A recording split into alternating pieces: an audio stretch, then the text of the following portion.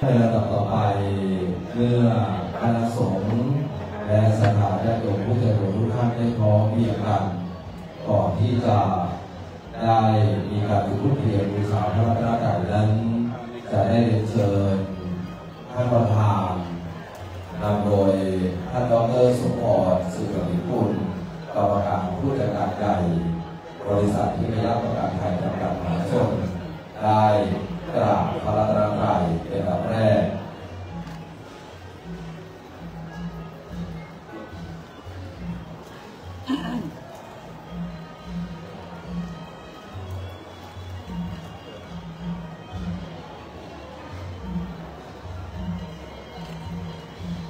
ในขณะนี้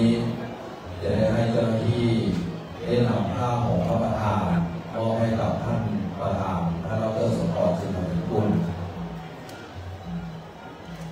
ได้เขียนชื่อนามสกุลลงที่ผ้า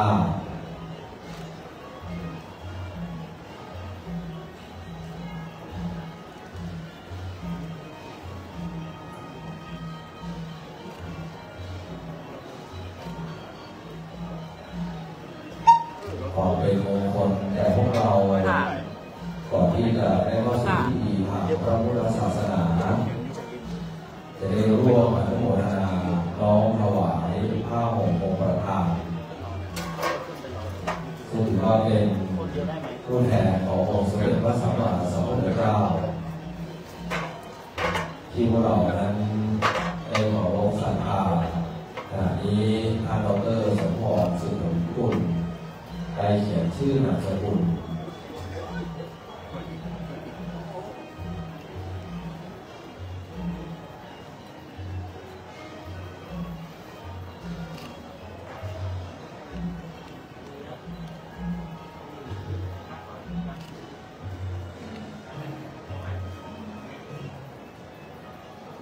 และเมื่อเสร็จแล้วจะได้เรียนเชิญท่านประธานได้ถือพานยกเหนือศีรษะเพื่อน้อมถวายเป็นพุทธบูชาแก่องค์พระประธานและยื่น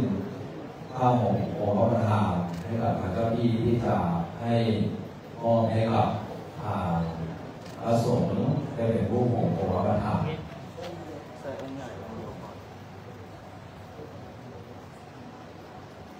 รอสักครู่หนึ่งนะครับทางเจ้าหน้าที่ที่จะได้เตรียมเทียนชนวนโอกาสนี้จะได้มีการจุดธูปเทียนบูชาพระรัตนตรัยได้เรียนเชิญท่านดร.สมพร สืบนิกุลกรรมการผู้จัดการใหญ่บริษัททิพยประกันภัยจำกัดมหาชนเป็นผู้จุดธูปเทียนบูชาพระรัตนตรัย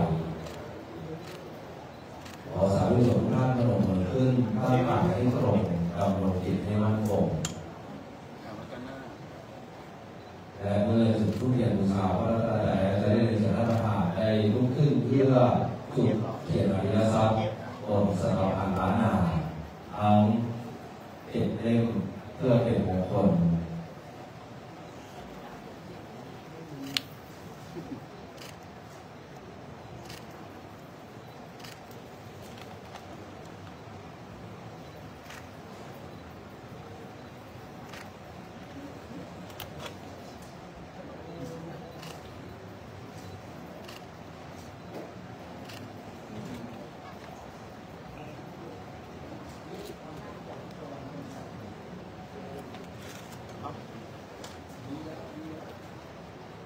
ครับและในเจ้าที่ได้นำเครื่องสักการะมอบให้กับท่านประธานเพื่อที่จะได้น้อม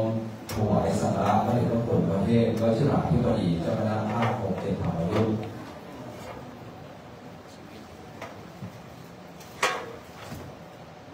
และในส่วนท่านประธานได้เป็นผู้น้อมถวายสักการะประธานสงฆ์ในวันนี้ขอเรียนเชิญครับ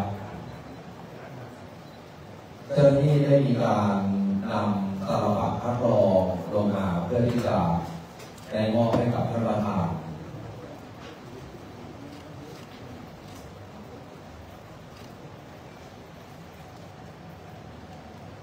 และท่านประธานจะได้ถวายตลับพัดลมแต่ประธานสงฆ์ เป็นที่เรียบร้อยแล้วจะขอให้เชิญรับประทานได้กลับไปนั่งที่รับรองเดิมครับ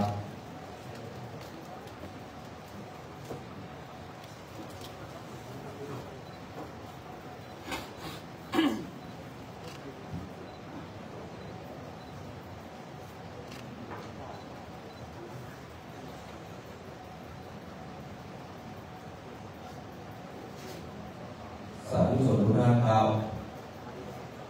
ระดับต่อไปจะได้ร่วมกันถวายกล่าวคำบูชาพระรัตนตรัยทุกท่านได้ว่าลงมือขึ้นครับและได้กล่าวพร้อมกันอะระหังสัมมาสัมพุทโธภะคะวาพุทธังภะคะวันตังอะภิวาเทมิสวาคาโตภะคะวะตาธัมโมธัมมังนามัสสามิสุปฏิปันโนภะคะวะโตสาวกสังโฆสังฆังนะมามิเราต่อไปหันหน้ามาทางประธานสงฆ์แล้วพวกเราจะได้น้อมกล่าวคำอาราธนาศีล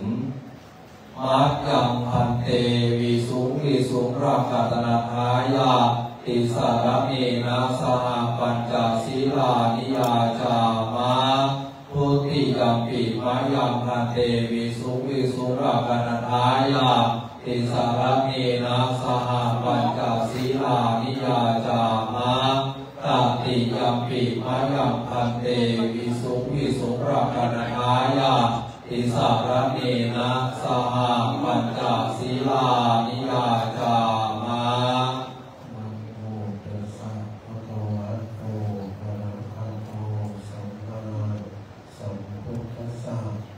นะโมตัสสะภะคะวะโตอะระหะโตสัมมาสัมพุทธัสสะนะโมตัสสะภะคะวะโตอะระหะโตสัมมาสัมพุทธัสสะนะโมตัสสะภะคะวะโตอะระหะโตสัมมาสัมพุทธัสสะนะโมตัสสะภะคะวะโตอะระหะโตสัมมาสัมพุทธัสสะนะโมตัสสะภะคะวะโตอะระหะโตสัมมาสัมพุทธัสสะนะโมตัสสะภะคะวะโตอะระหะโตสัมมาสัมพุทธัสสะพุทธังสรณังคัจฉามิธัมมังสรณังคัจฉามิสังฆังสรณังคัจฉามิทุติยัมปิพุทธังสรณังคัจฉามิทุติยัมปิธัมมังสรณังคัจฉามิทุติยัมปิสังฆังสรณังคัจฉามิตติยัมปิพุทธังสรณังคัจฉามิตติยัมปิธัมมังสรณังคัจฉามิตติยัมปิสังฆังสรณังคัจฉามิ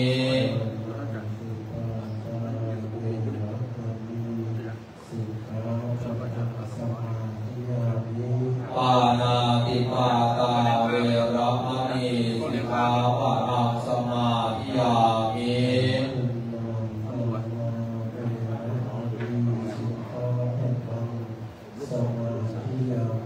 อาทินาทานาเวรมณีสิกขาปะทังสมาธิยามิ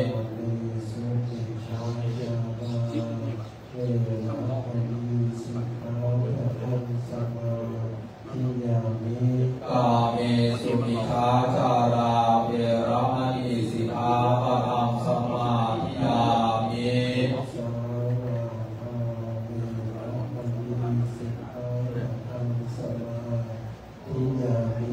โมสาวาทาเวรมณีสิกขาปะทัง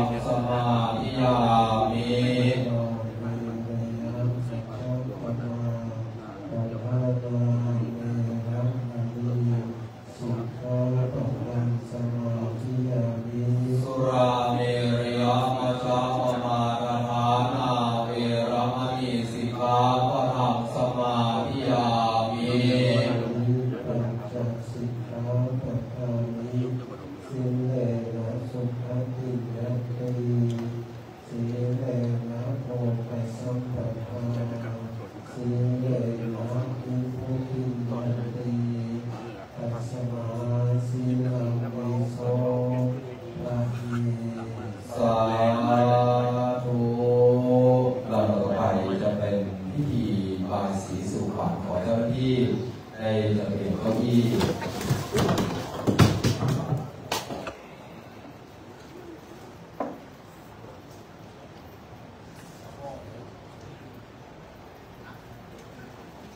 ะการบายสีสุขวัญเป็นพิธีกรรมทางล้านนาที่เป็นสิริมงคลแก่ผู้ที่จะได้เข้าสู่การประกอบพิธีบายสีสุขวัญซึ่งได้รับเมตตาธรรมจากพระอาจารย์พระครูสังฆรักษ์กิจนิธิทัศน์วัดสมุทรน้อยจังหวัดลำพูนเป็นพระสงฆ์ผู้ประกอบพิธีบายสีสู่ขวัญ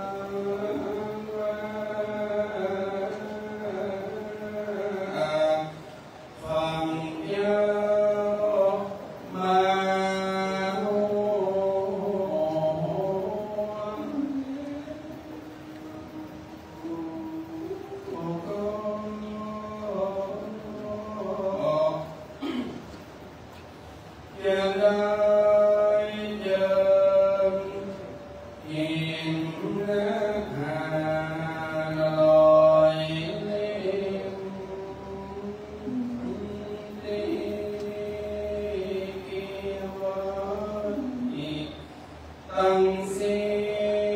นเนื้อขา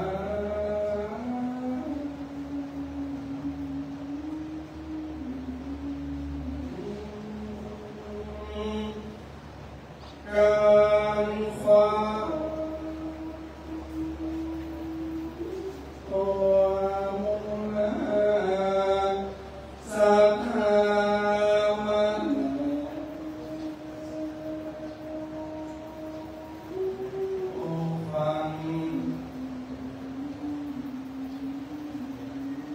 ฟังเกลได้มาโปห่มเกล้าเกศเอสา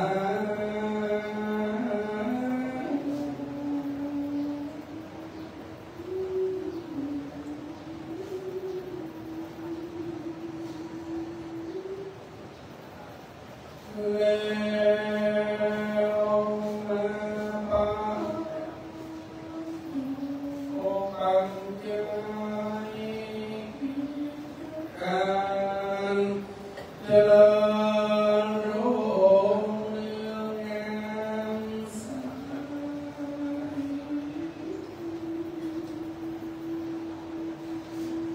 การว่า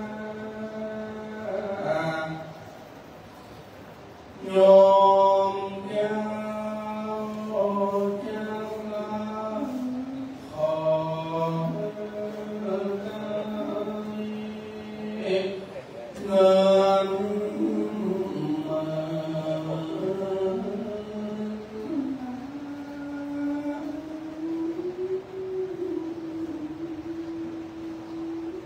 การว่า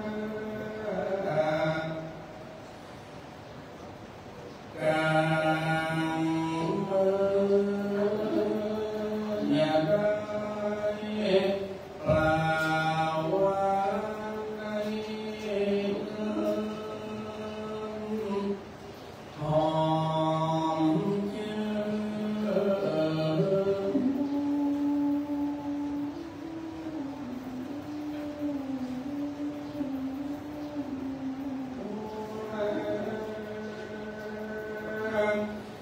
แล้วยังคอย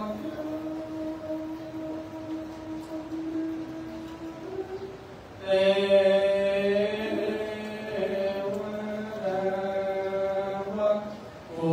คำอินมีได้ปากันมา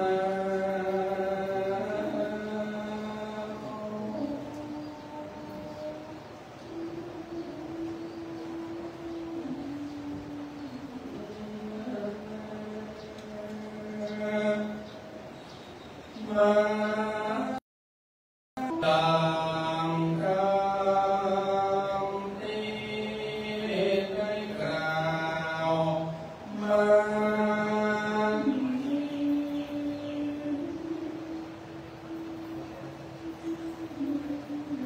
เจริญโตภวังใจยามังคลังโสติภวัง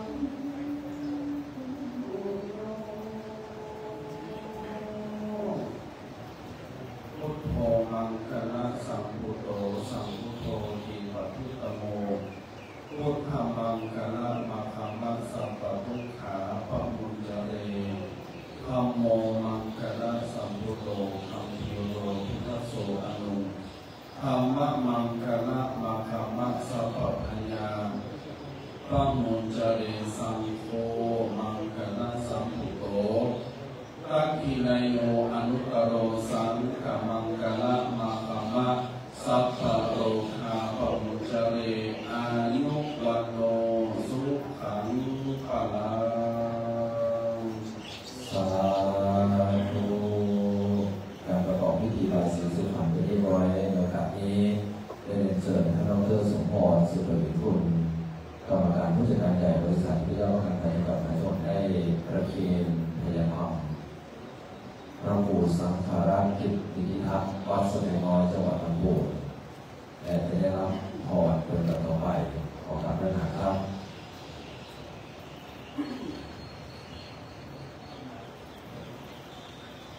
ยะถาวาริวหาปุราปริปุเรนติสาครังเอวเมวะอิโตทินังเปตานังอุปกัปปติอิชิตังปฏิตังตุมหังขิปะเมวะสมิจฉตุสัพเพปุเรนตุสังกปาจันโทปนรโสยะถามณีโชติระโสยะถาสัพพิติโยวิวัชชันตุสัพพโรโควินัสสตุมาเตภวัตวันตรายโยสุขีทีขายุโกภวะอภิวาทนาสีลิสานิจจังวุธาปัจจายโนจัตตารโอธรรมาวัฏันติอายุวันโนสุขังภะลังสาธุได้กับผมในเมตตาธรรมพระปู่สังฆราชกิจนิติทัศน์ที่ได้ประกอบพิธีบายสีสวรรค์เจ้าที่ได้จัดเตรียมและยกเก้าอี้เราต่อไปจะได้เข้าสู่พิธีเจริญพระพุทธมนต์สืบชะตาแบบล้านนาที่วัดภูคำได้จัดเพื่อเป็นสิริมหามงคลแก่ทางคณะสาธุชนผู้ใจบุญที่มาน้อมถวายผ้ากฐินในปีนี้ซึ่งทางเจ้าที่จะได้มีการเตรียมเทียนชนวนและได้เตรียมสถานที่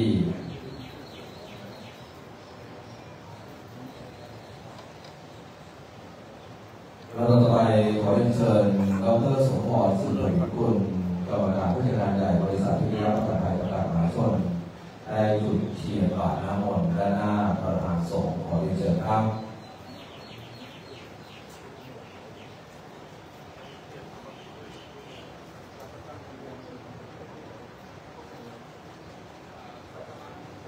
และจะได้เรียนเชิญท่านประธานให้จุดเทียนที่ด้านหน้าประกอบพิธีสืบชะตาแบบล้านนาทางเจ้าที่ที่จะเตรียมและจะได้เชิญท่านดร.สมพร สุนทรกุลได้จุดเทียนมงคลสืบชะตา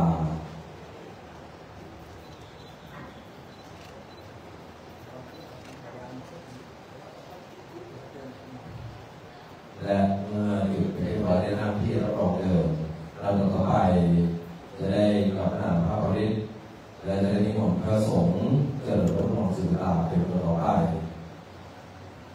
วิปติปฏิมหายาสัพพะสัมปติสิทธิยาสัพพะทุกขวินาศายาปริตังรูธรรมังคารังวิปติปฏิมหายาสัพพะสัมปติสิทธิยาสัพพะพยาวินาศายาปริตังรูธรรมังคารังวิปติปฏิมหายาสัพพะสัมปติสิทธิยาสัพพะโอคาวินาศายาปริตังรูธรรมังคารัง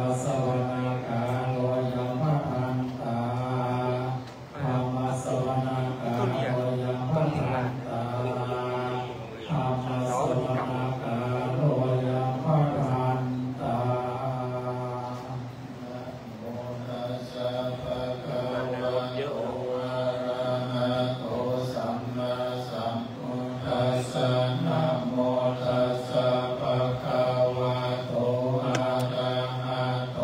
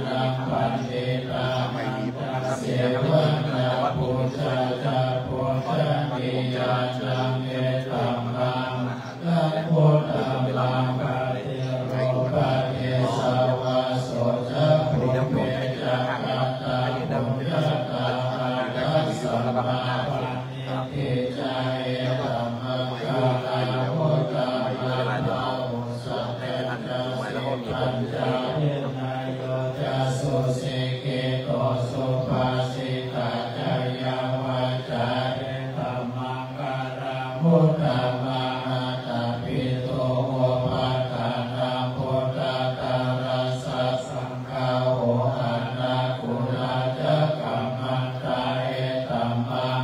ธัมโมตัมมังอานันจะธัมมจาริยัจจายตากานันจะสังฆาโออานาวัชานิกัมมานิเนตัมมังกาลามุตตมังอาราภิวิราภิปะปะมาจะปะมาจะสัญญาโมอาปะมาโตตัมเมสุเอตัมมังกาลามุตตมังอาราโวชาเนวะโตจะสันโตเตจะกตัญญูตากะเรนะธัมมัสสวะนาเกตัมมังอารามุตตมังอริยโสวะจะสัตตสัมมานานันจะทัสสะนังเตนะธัมมัสสะกัจจายเอตัมมังกาลามุตตมังตะโพธะพระมจาริยัญจาอาริยสัจจานาคัสสะนังทิพานาสัจจิเกริยัญจาเอตัมมังกาลามุตตมังพุทธัสสะโลกาตัมเมหิจิตตังยัสสะนะกัมปะเทระสุขังวิรัจจังเขมังเอตัมมังกาลามุตตมังเอตติสานิรัตปนะสัพพะธรรมะปาราชิตาสัพพะคโสติกาจันติตันเตสัมมังกาลามุตตมังคิมังหามังกาลาสุตตังอิทิวิตังเอตาวาโหราวาสเกสุวายังพัตตานัมปะเนตานัมโนสัมมังอาเทตาตากาเตนะอิทัพเพปุเตละทานัมปะเนตาเอเตนะสัจเจนะสุวัตเทโหโตขยัมวิราคังอามาตัมปะเนตังยะทัชชะคาสักกายมุนิสัมมาหิโตนะเตนะธัมเมนะสัมมาทิกิจจิเยธัมเพธัมเมรัตนังปะเนตัมเมเตนะสัจเจนะสุวัตเทโหโตยัมพุทธาสิโตภะเรวานะยิสุจิสัมมาทิมาตามิกัญญามาวสัมมาทิมาเตนะสัมโมนะเวจติเอตัมเปตัมเมรัตนังปะเนตัมเมเตนะสัจเจนะสุวัตเทโหโตยัมพุทธาสิโตภะเรวานะยิสุจิสัมมาทิมานันตาริกัญญามาวสัมมาทิมาเตนะสัมโมนะเวจติเอตัม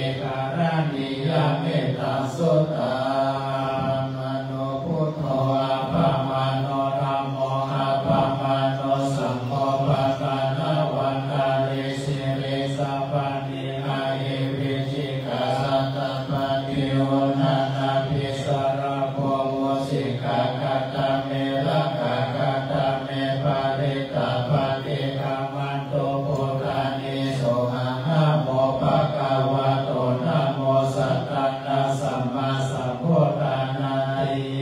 วิโสภะคะวะอะระหะสัมมาสัมพุทโธวิชาจารณะสัมปันโนสุขโตโลกวิโตอนุตตโรปุริสธัมมัสสารติสัทธาเทวมนุสสะนังพุทโธภะคะวะติสวะคะโตภะคะวะตะธัมโมสันทิฏฐิโกอาการิโกเอหิปัสสิโก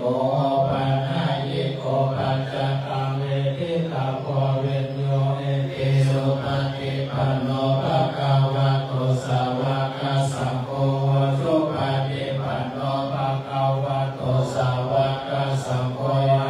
ปฏิปันโนภะคะวะโตสาวกสังโฆสามิจิปฏิปันโนภะคะวะโตสาวกสังโฆยะติตังอิปุริสายุคาเนนะตาปุริสาบุคคลายสัพพะคะวะโตสาวกสังโฆ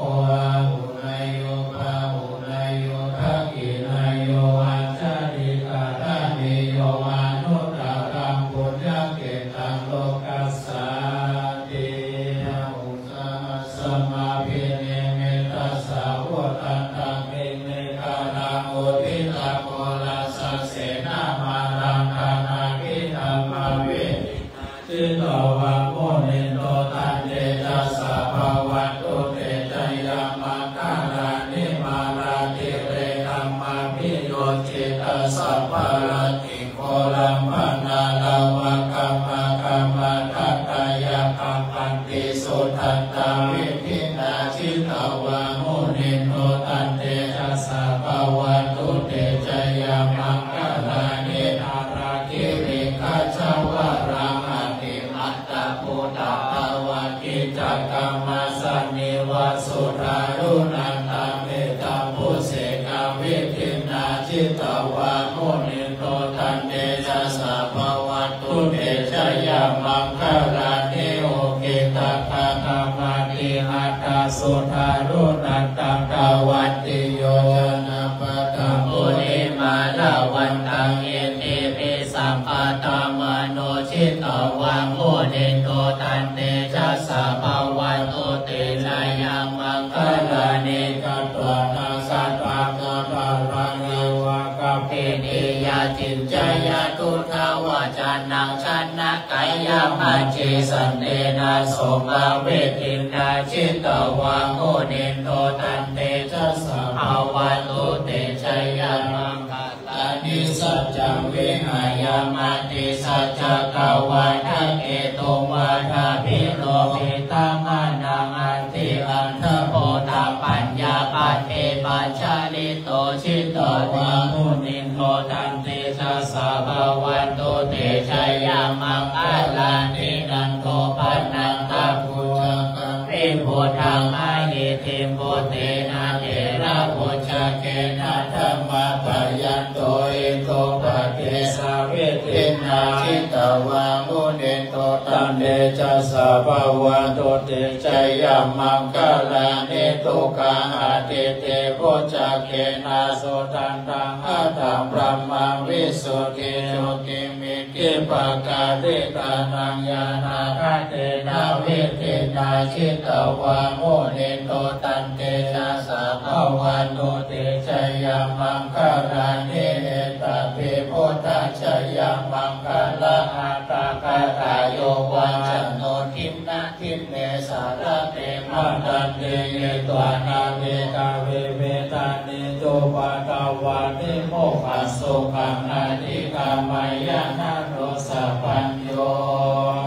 กาลุนิโกนาโตอิตายาสัพพะปะเนนะปุเรตวะปะดามิสัพพะปะโตสัมโพธิโมตัมมังเยเตนะสัจจวันเยนะโมตุเตชะยามังคารังจยันโตโพธิยาโมเรสัทธายานังนาทิวันตันโนเอวังตองวิชัยโยโมวิชัยยาสุชัยยามังคาเรอาปาราจิตา ตาลังเกสีเสปะตาวิโภคาเรอาวิ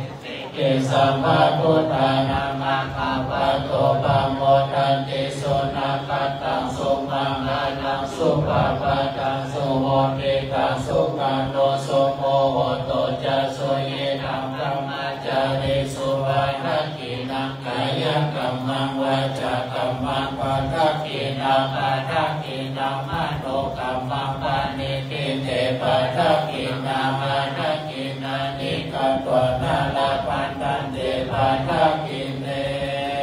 มิอุณาหิสวิจโยตัมโมโรเกอนุตตโรสัพพสัตตานิตกายันตะกังอนาหิเตวะเตปะริรัชชิราชาตันเตอามานุเสหิภวะเกภยักเกนาเกวิเศษโพเทอังกาลมาลเนนะจัสสัพพะสัมมามารานามุตโตตัพเพตวะภะคะมาริตังตัสเสวะอนุภาเวนะหุตุเทโวสุขิสัตตาสุราสีลาสมาทายะธัมมังสุจาริตังจาเรตัสเสวะอนุภาเวนะหุตุเทโวสุขิสัตตาลิขิตาทิฏฐิตังปุจังการนังวัจนังกาโลปะเดสังเทสนานุตตัสสะมาโยภาวะตติยาสังกัปปะพุทธรัตนังอุสัตตังโหตัมมังวะรังอิตังเอวะมนุสันนังพุทธเตเจนะโสเทนะนัสสันโตวานาวังสะเพทุกขาวุปัสสะเมตุเตสักขะตวะสัมปะทะนังอุสัตตังโหตัมมังวะรังปะทิลาภุปัสสะมานังธัมมะเตเจนะโสเทนะนัสสันโตภะคะวะสะเพพยาภุปัสสะเมตุเตสักขะตวะสังฆารัตนังอุสัตตังโหตัมมังมะลังอาโหนายังภาโหนายังสักขะเตเจนะโสเทนะนัสสันโตภะคะวะสะเพโรกาอุปัสสะเมตุเตนะทิเมสะนังอัญญังพุทโธเมสะนังวะรังเอเตนะสัจวะเจนะโหตุเตจยามังคลังนัตถิเมสะนังอัญญังธัมโมเมสะนังวะรังเอเตนะสัจวะเจนะโหตุเตจยามังคลังนัตถิเมสะนังอัญญังสัมโฆเมสะนังวะรังเอเตนะสัจวะเจนะโหตุเตจยามังคลังกินจิรัตนังโลเกวิจติเมวิธังพุทโธรัตนาพุทธัสสะมานาทิตัสสะมาสุขีภวันตุเตยังกินจิรัตนังโลเกวิจติเมวิธังพุทโธรัตนาธัมมัสสะมานาทิตัสสะมาสุขีภวันตุเตยังกินจิรัตนังโลเกวิจติเมวิธังพุทโธรัตนาสังฆัสสะมานาทิตัสสะมาสุขีภวันตุเตตุนิมิตังอวะมังคลัญจโยตมานาโพสกุณัสสะสะโตภะภะคะโหตุสุขินาภะคะตาพุทธานุภาเวนะวินาสเมตุยังตุนิมิตังอวะมังคลัญจโยตมานาโพสกุณัสสะสะโตภะภะคะโหตุสุขินาภะคะตาธัมมานุภาเวนะวินาสเมตุยังตุนิมิตังอวะมังคลัญจโยตมานาโพสกุณัสสะสะโตภะภะคะโหตุสุขินาภะคะตาสัมมานุภาเวนะวินาสเมตุกัปปะตะจานิทุกขพยาปตาจานิพยาโสกปตาจานิโสกาโหตุสัพเพปิปานิโนเอตาวะตานังอิสัมปะทาปุญญสัมปะทาสัพเพเทวานุโมทันตุสัพพะสัมปติสิทธิยาทานังทัตันตุสัมมายาสีลังภะกันตุสัพพะตาภาวนาภิรัตาโหตุคัจฉันตุเทวตาคาตาสัพเพพุทธาปดาปัตตาปัจเจกานัจจยังพลังอรหันตานาจติเสนารักขังวันทาวิสัพพโสโอพุทธานาอุปาโตสุขัสสะธรรมเทศนาสุขัสสังฆัสสะสัมมากิสัมมาคานันตาโพสุโข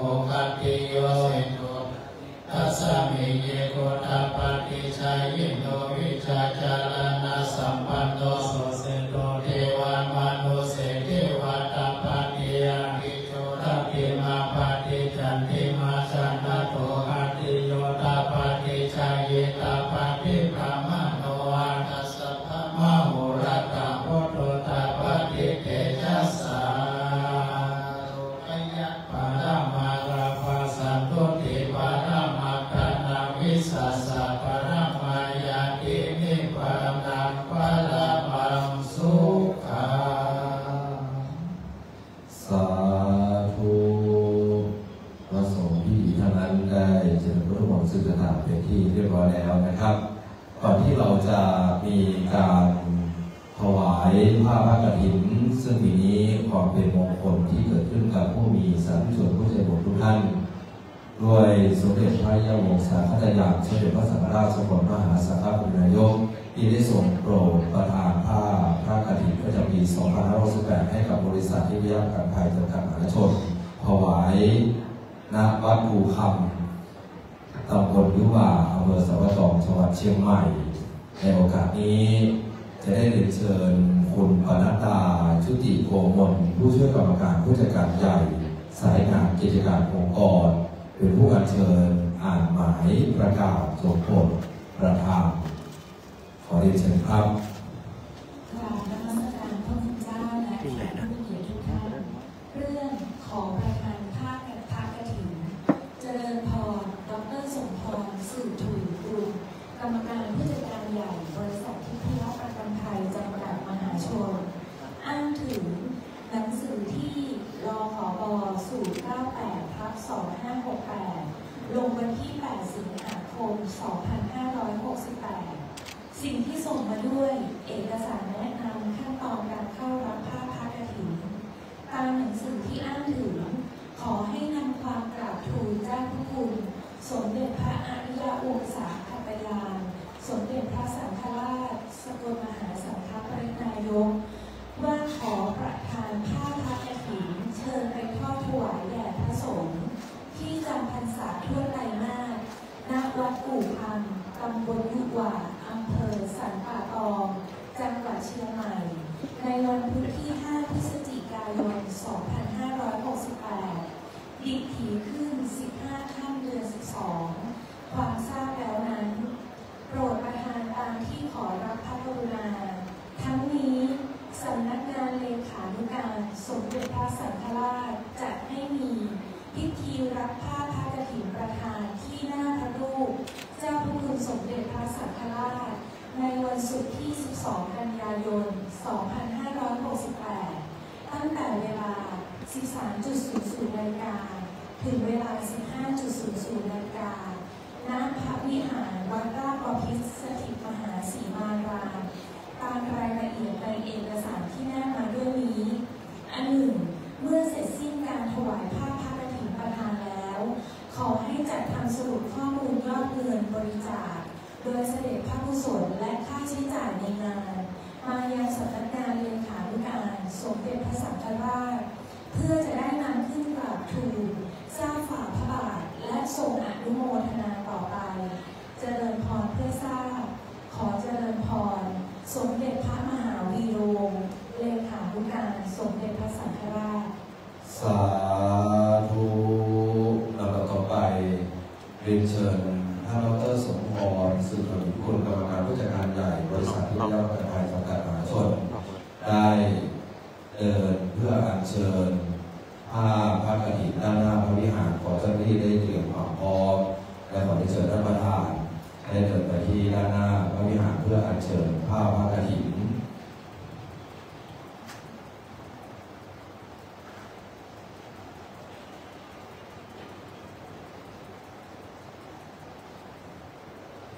ในลำดับนี้เมื่อท่านประธานท่านดร.สมพรสืบถุยกุลได้เดินกลับมาจะได้ยืนด้านหน้าพระประธานเพื่อที่จะได้น้อมกล่าวคำถวายผ้าพระกฐินโดยกล่าวนะโมตัสสะพร้อมกัน3 รอบและหลังจากนั้นพวกเราก็จะหันหน้ามาทางพระสงฆ์ที่จะได้ กล่าวคำถวายกฐินโดยการนำของท่านประธานวันนี้เจ้าหน้าที่ได้เตรียมใหม่ไว้ด้วยนะครับเพื่อที่จะให้เรียนเชิญท่านประธานได้กล่าวคำถวายขอเรียนเชิญท่านดร.สมพร สุขวิกุลได้อยู่ด้านหน้าพระประธานด้านนี้และทางเจ้าหน้าที่ได้จัดเตรียมใหม่เพื่อที่จะได้เรียนเชิญท่านดร.สมพร สุขวิกุลได้กล่าวนะโมตัสสะพร้อมกัน3 รอบหลังจากนั้นถึงจะหันหน้ามาหาพระสงฆ์ที่จะได้กล่าวคำถวายขอเรียนเชิญครับนะโมตัสสะภะคะวะโตอะระหะโตสัมมาสัมพุทธัสสะนะโมตัสสะภะคะวะโตอะระหะโตสัมมาสัมพุทธัสสะนะโมตัสสะภะคะวะโตอะระหะโตสัมมาสัมพุทธัสสะหันหน้ามาหาพระสงฆ์ครับข้าพระกฐินนาทานกับทั้งผ้าอานิสงส์จากบริวารองค์นี้ของเจ้าพระคุณสมเด็จพระอริยวงศากัลยาณสมเด็จพระสังฆราชสกลพระธรรมอาหารอันทปรินายกโปรดประทานให้บริษัททิพยประกันภัยจำกัดมหาชนน้อมนำมาถวายแด่พระสงฆ์ซึ่งจำพรรษาการต้นไตรมาสในอาวาสสาธุวิหารนี้ขอพระสงฆ์จงรับผ้ากฐินนาทานนี้ทำกฐินนัฐาปิฎตามพระบรมราชพุทธานุญาตนั้นเถิดจะได้ขอเรียนเชิญท่านให้วางไว้ที่บนผ้าเมื่อวางเป็นที่เรียบร้อยแล้ว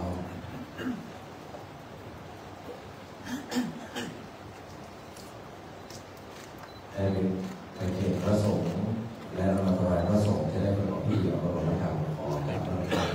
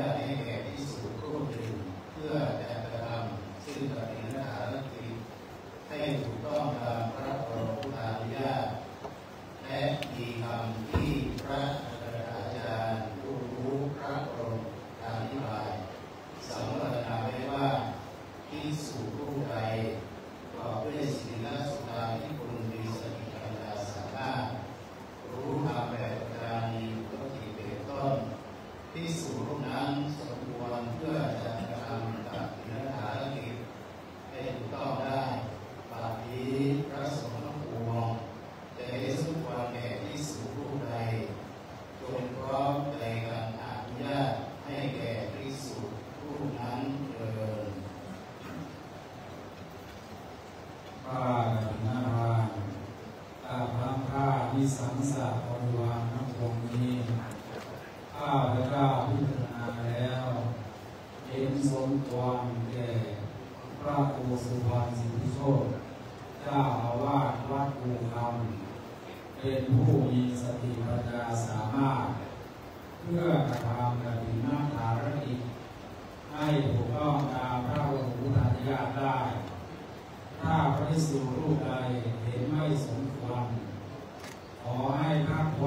ในภาคกลางระหว่างสงฆ์ถ้าเห็นสมควรแล้วไซจงให้สัพพะสัญญาสาธุการขึ้นให้พร้อมกัน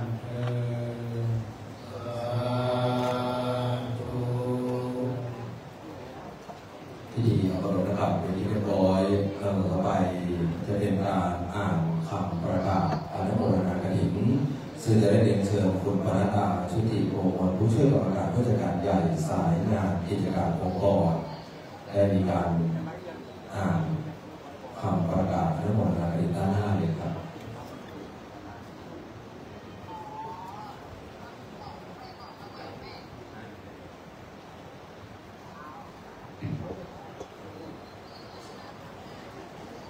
เดี๋ยวได้รอด้านหน้าสักครู่หนึ่งนะครับที่จะได้อ่านประกาศอนุโมทนากฐิน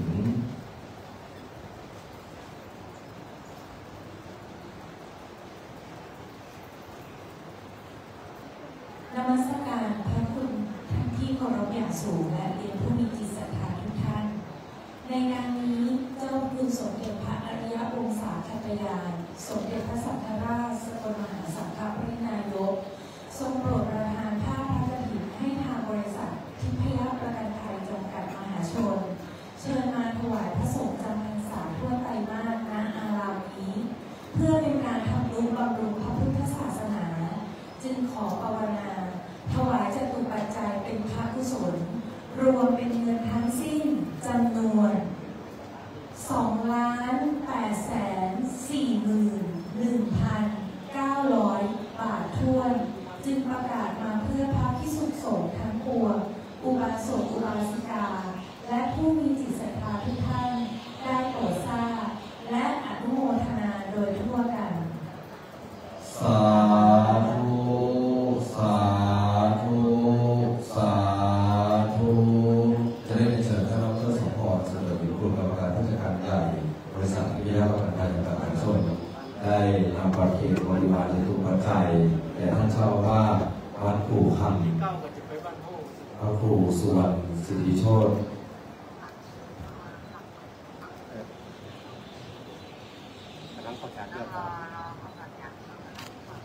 เมื่อถวายจตุปัจจัยแล้วเจ้าหน้าที่จะได้ลำเลียงอาหารบริขารถวายท่านเจ้าว่าขอได้เชิญท่านเจ้าที่ได้ส่งมอบให้กับท่านประธานประเคนทั้งหมดเลยนะครับเป็นนะครับบริขารบริวารกฐินในวันนี้หมูว่าชันแล้วจะชันประจำหมูเลยกำลังกฐินกำลังจะจบ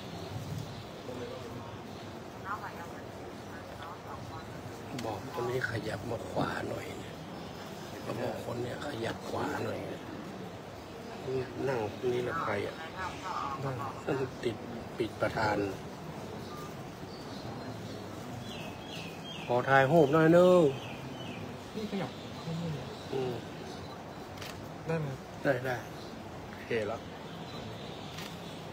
อีกบน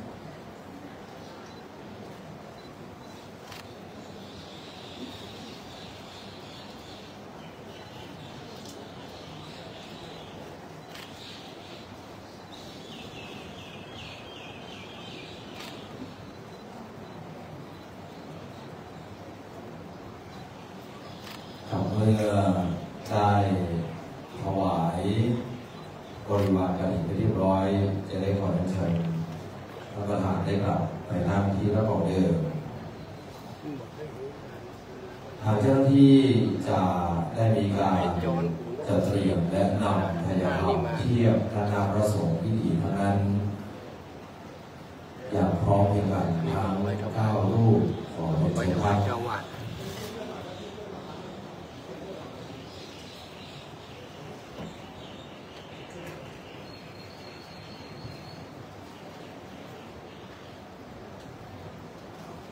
เมื่อพบแล้วเจ้าที่ได้นำพยาธรรมมาเทียบด้านหน้า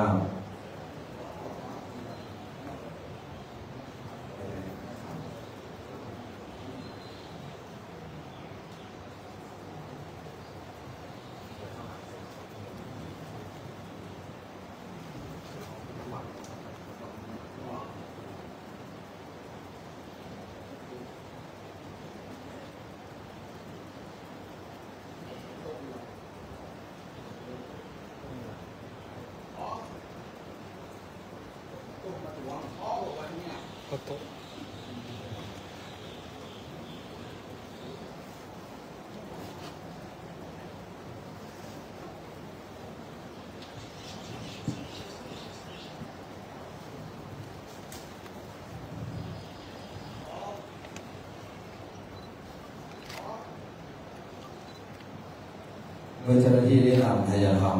เทียบหน้าพระสงฆ์ในแบบนี้ขอกราบพระนาท่านพระครูสุวรรณสิทธิโชติเจ้าอาวาสวัดหลวงคำได้เดินไปรับการประเคนบริวารกฐินด้านหน้าวิหารจากคณะสัตยาญาติโยมผู้ใจบุญทุกท่านที่จะน้อมถวายเป็นบริวารกฐินวันนี้ขอกราบพระนาครับ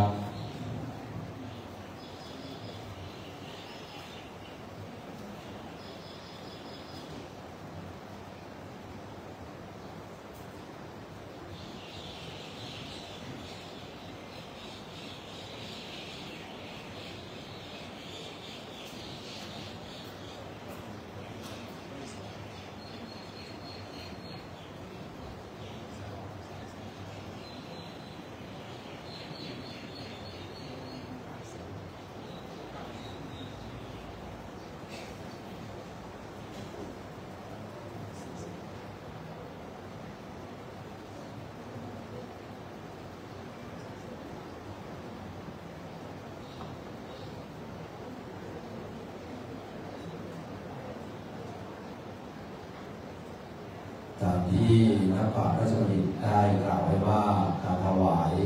ผ้ากฐินนั้นพระให้ผ้าสถานได้บุญได้บุญวัดได้บุญชุมชนได้ความสมัครสามัคคีนอกจากที่สมเด็จพระอริยวงศ์สังฆราชสมเด็จพระสังฆราชสกลมหาสังฆปรินายกพระองค์ได้ทรงโปรดประทานผ้ากฐินทอดถวายณวัดภูคำโดยได้โปรดให้บริษัททิพยประกันภัยจำกัดมหาชนได้เป็นผู้น้อมถวายแล้วทางบริษัททิพยประกันภัยจำกัดมหาชนนำโดยท่านดร.สมพรสิริคุณกรรมการผู้จัดการใหญ่ได้น้อมถวายบริวารจตุปัจจัยเพื่อสมทบทุนในการก่อสร้างถาวรวัตถุของวัดภูคำในระดับนี้เมื่อทุกอย่างพร้อมแล้วและเจ้าหน้าที่ได้นำทายธรรมเทียบหน้าพระสงฆ์ที่ดีเท่านั้นตามธรรมเนียมล้านนาจะเป็นการถวายกันพระพุทธเป็นอันดับแรกจะขอเรียนเชิญพลเอกเทียนชัยรับพรกรรมการบริษัทได้เป็นผู้ถวายทายธรรมด้านหน้าโต๊ะหมู่บูชาเพื่อถวายเป็นการพระพุทธขอเรียนเชิญครับ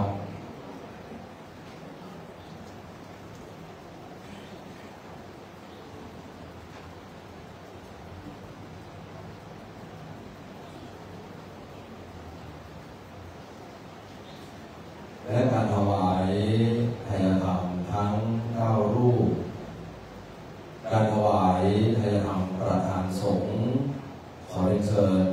ท่านดร.สมพรสิริกุลกรรมการผู้จัดการใหญ่บริษัททิพยประกันภัยจำกัดมหาชนได้เป็นผู้ถวายขอเรียนเชิญด้านหน้าประธานสงฆ์ครับ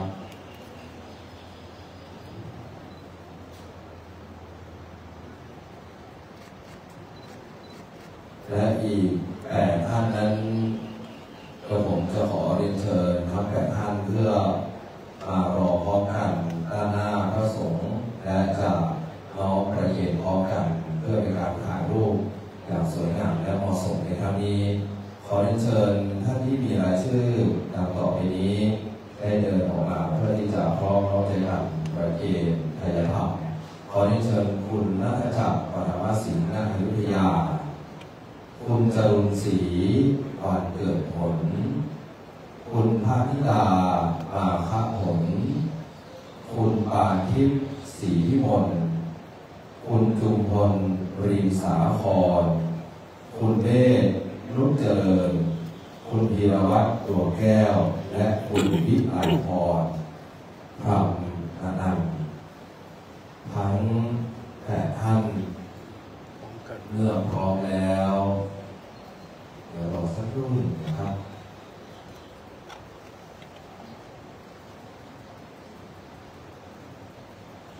เมื่อพร้อมแล้วได้น้อมประเคนทายธรรมพระสงฆ์พร้อมกัน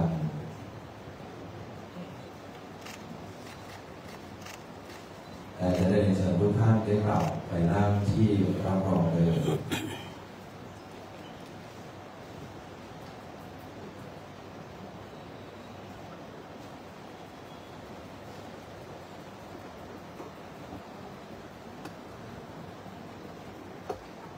เราต่อไปจะขอกราบพระนามพระเดชพระคุณพระเทพพระชาธิบดีเจ้าคณะภาคของเขตธรรมยุทธประธานสงฆ์ได้กล่าวสัมโภชนีคาถาและนำพระสงฆ์ให้พรขอกราบพระนามครับ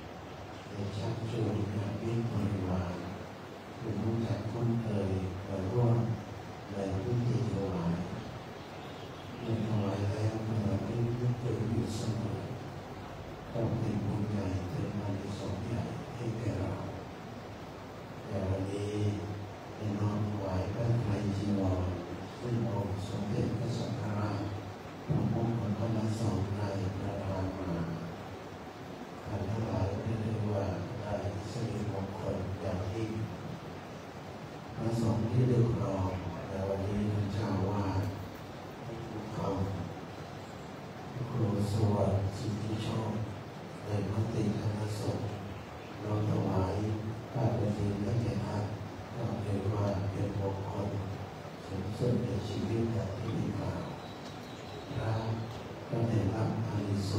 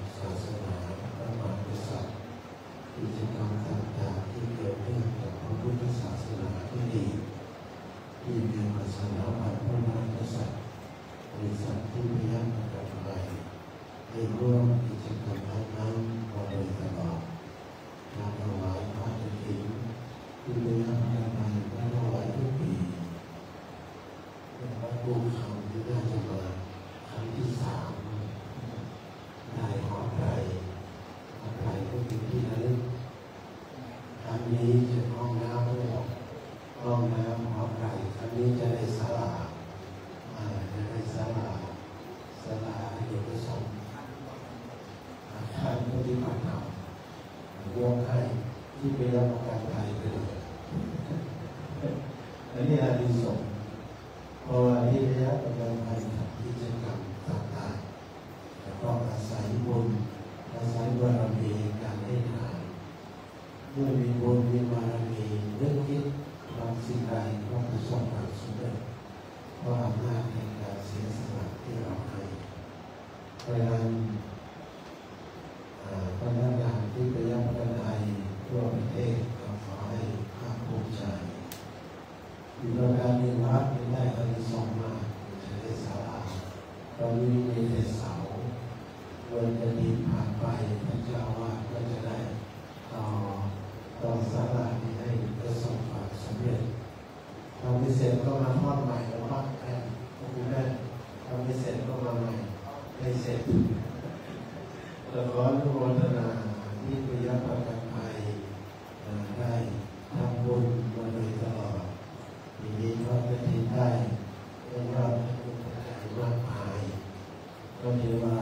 ทางวัดได้อานิสงส์อย่างยิ่งขอให้ผู้ให้ทานทั้งหลายโดยเฉพาะดร.สมพรและคณะได้ภาคภูมิใจในงานบุญครั้งนี้ก็ขอให้เป็นบุญเป็นอานิสงส์ให้ทุกท่านได้รับความ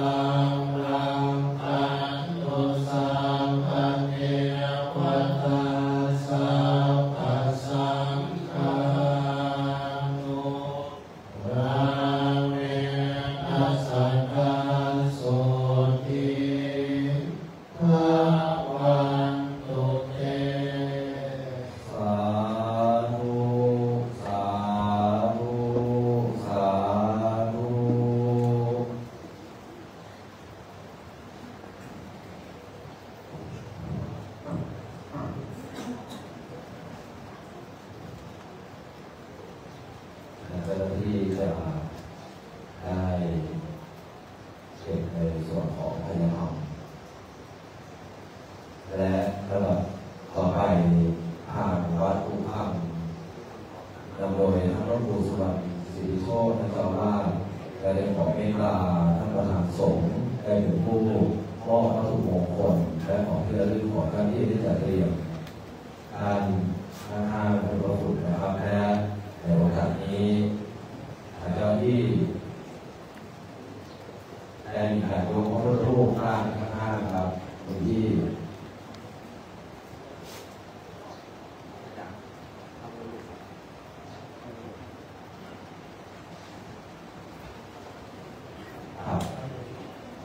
และจะขอเรียนเชิญท่านดร.สมพร สุริกุลกรรมการผู้จัดการใหญ่บริษัทที่ได้รับประกันจำกัดมหาชนได้รับวัตถุมงคลจากพระเดชพระคุณพระเทพวชิราธิบดีเจ้าคณะภาคของเทียนธรรมยุทธประธานสงฆ์ในวันนี้และเจ้าหน้าที่ได้รับต่อจากท่านประธานและทางท่านอาจารย์ข้างๆได้นำเรือมงคลนะครับด้วยนะครับท่านอาจารย์เดี๋ยวขอเรียนเชิญท่านประธานได้นั่งอยู่ด้านหน้าประธานสงฆ์เพื่อรับมอบของที่ระลึกทั้งหมดเลยนะครับท่านทยอยให้ท่านพระครูได้มอบของที่ระลึกเพื่อที่จะให้ท่านประธานท่านดร.สมพร สุริกุลได้นำไปมอบให้กับท่านประธานเจ้าที่ขอเจ้าที่ได้รับหลังจากท่านประธานได้รับมอบจากขอบคุณมากเลยครับ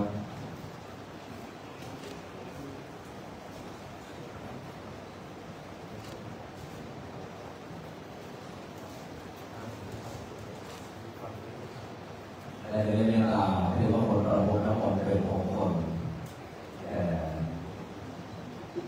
ท่านประธานนะครับท่านดร.สมพร สุริกุลเป็นมงคลครับและจะได้เชิญท่านประธานที่เดิม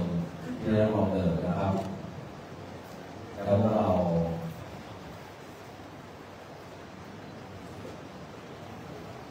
ครับจะเชิญท่านดร.สมพร สุริกุลเมื่อได้ถวายโอเคปฏิทินของที่เรียบแล้วนะครับ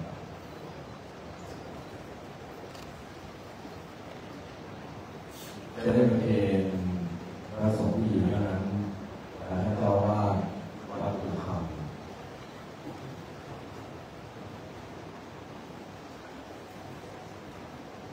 เมื่อเป็นกันแล้วขอที่เชิญได้นั่งที่รับรองเดิมเพื่อที่จะได้เชิญชวนสาธุชนผู้ใจบุญร่างฐานะพระประธานและจะได้กล่าวคำบูชาพระรัตนตรัยเป็นลำดับสุดท้ายอะระหังสัมมาสัมพุทโธภะคะวาพุทธังภะคะวะตังอะภิวาเทมิสวากขาโตภะคะวะตาธัมโม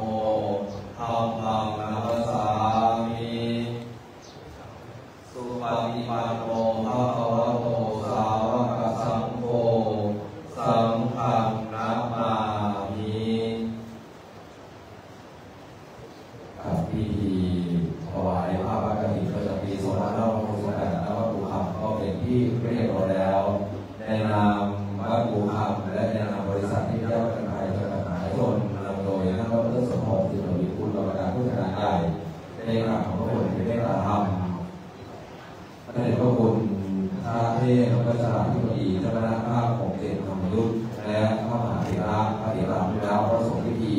ที่ได้ร่วมเมตตาในส่วนพิธีเจริญพระพุทธมงคลในครั้งนี้และจะได้ขออนุโมทนาบุญสำหรับสาธุชนผู้ใจบุญทุกท่านครับปีนี้นับว่าเป็นมงคลอันยิ่งใหญ่ของพวกเราที่ได้น้อมถวายผ้าพระกฐินที่สมเด็จพระเทพโมกษาได้นำสมเด็จพระสังฆราชสกลมหาสังฆปรินายกพระองค์ทรงโปรดประทานผ้าพระกฐินประจำปี 2518 ให้กับบริษัทที่ได้รับการถ่ายทอดมหาชนมีรองถวายวัดภูคำปีนี้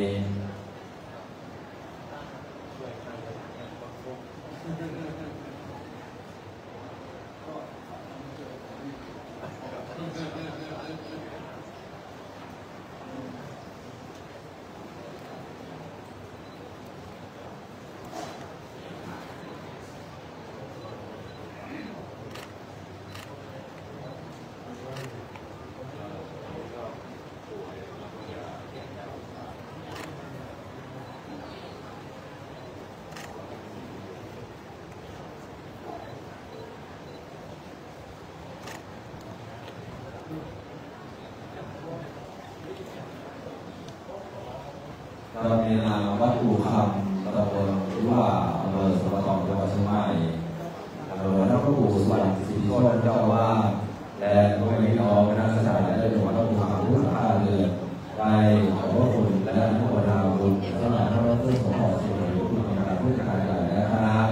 บริษัทที่ได้รับการการมหาชนและสาธุชนที่เกี่ยวข้องนะครับที่ได้น้อมถวายผ้าพระกฐินแล้วและจะได้น้อมถวายบริวารปัจจัยในการก่อสร้างศาลาปฏิบัติธรรมและขอฉันให้แล้วเสร็จและว่าเป็นบุญกุศลอันยิ่งใหญ่ตามโบราณกาลนักปราชญ์ราชบัณฑิตได้กล่าวไว้ว่าพระได้ผ้าสะอาดได้โปรดได้บุญวัดได้บุญกุศลได้ความสมัครสามัคคีจึงเป็นที่ได้รับทราบอย่างพร้อมเพรียงกันในวันนี้